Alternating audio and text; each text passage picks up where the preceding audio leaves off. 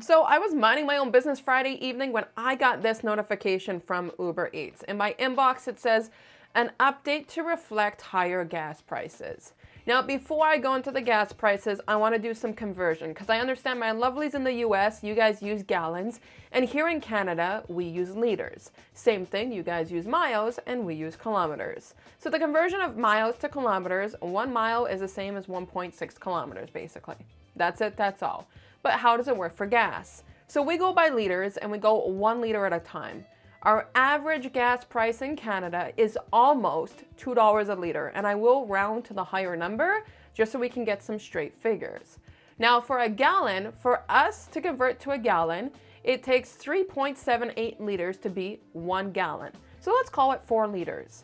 So that means that in order for us to get to that 1 gallon mark, it's costing us $8 per gallon. Because if you round it to 4 liters for 1 gallon and you're doing $2 per liter, 2, 4, 6, 8, boom, we are at $8 per gallon. So let's take a look into this so we can reflect exactly what's happening here. I do have my opinions on this, and they're not good ones. Introducing a temporary fuel surcharge. We know the recent spike in gas prices and rising energy costs can impact how much you are taking home. Therefore, we are rolling out a temporary fuel surcharge on Wednesday, March 16th for all drivers and delivery people. My first comment, why March 16th? Why not now? I know that there has to be updates done on the app, but why do us drivers have to wait 4 more days? Today is currently March the 12th on the time I'm making the video. This came out last night, so we still have to take the burden for the next 4 days. And considering the fact that it's the weekend, that's a hassle for a lot of us drivers. But of course, it gets better. Rideshare riders will pay a 50-cent surcharge on every ride.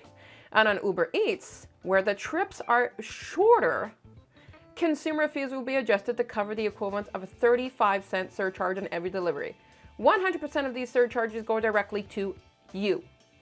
This means that if you complete 50 ride trips in a week, you'll receive an extra $25 that week. Similarly, if you complete 50 deliveries in a week, you'll receive an extra $17.50. So here's my burden on this one. They're talking about the fact that if we're doing shorter rides, shorter deliveries, I should say, we're getting 35 cents. But what about the longer ones? What is happening with those? Because as Uber probably knows, we're dodging those ones because it's way too costly on gas. But what does that mean for those longer runs? Are those clients not going to be treated the same? Are we going to get more? Unfortunately, when we go to learn more, and I'm going to show it in a second, they're not talking about that stuff. Instead, they said they're actually going to plan to reevaluate this in 60 days. I'm going to click on learn more and I'm going to say this. I think this is Uber Eats trying to dodge the bullet because so many of us have been posting on YouTube or social media about the rising gas prices and how delivery services, whether it's Uber Eats, DoorDash, Instacart, Grubhub, Skip the Dishes, they're not accommodating us drivers. So if you go ahead and click for the learn more, this is also in your email if you haven't checked the app or you don't check your inbox. And basically, it doesn't say too much. It will just say this, that for rideshare trips, drivers will see the surcharge amounts listed as temporary fuel, can't say the word, but you know what I'm going at, surcharge on your earnings statement. For trips with Uber Eats, delivery people will see a surcharge amounts listed as temporary Uber Eats fuel surcharge on earning statements. It's important to say this surcharge is temporary. If they think the price of gas is going anywhere, it's not. And designed to try and keep earnings consistent during this difficult moment.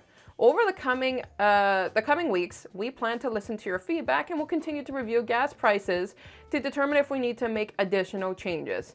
And then they go on to say in this notice about how you can save money or how people with electric cars are already going to be saving with Uber Eats. First of all, here's a recommendation, Uber Eats. Many of us, because the cost of living is going up, and it's not just gas. We know if you go out for food markets, groceries are super expensive.